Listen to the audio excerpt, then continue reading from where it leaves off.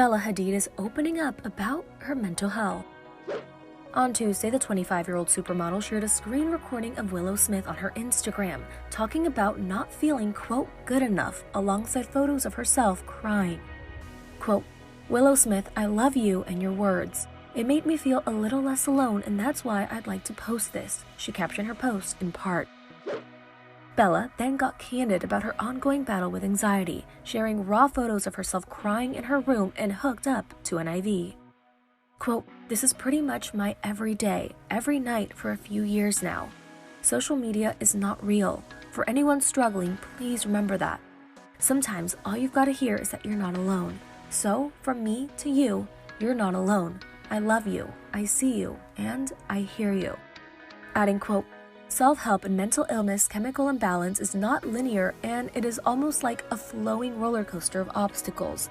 It has its ups and downs and side to sides. But I want you to know there is always light at the end of the tunnel, and the roller coaster always comes to a complete stop at some point. The model acknowledged it took time to learn these lessons, but she's realized this. Quote, if you work hard enough on yourself, spending time alone to understand your traumas, triggers, joys, and routine, you will always be able to understand or learn more about your own pain and how to handle it, which is all that you can ask of yourself. Anyways, not sure why, but it feels harder and harder to not share my truth on here. Thank you for seeing me, and thank you for listening. I love you. This isn't the first time Bella has spoken about having anxiety. In October, she wrote a heartfelt post on Instagram for Mental Illness Awareness Week. She also spoke to Vogue in August about some issues she's faced in the modeling industry. Crazy stuff goes on in this industry. If I ever visibly saw somebody obviously being abused or sexually abused or spoken down to, I would stand up in less than a second. Have I heard about it? Yes.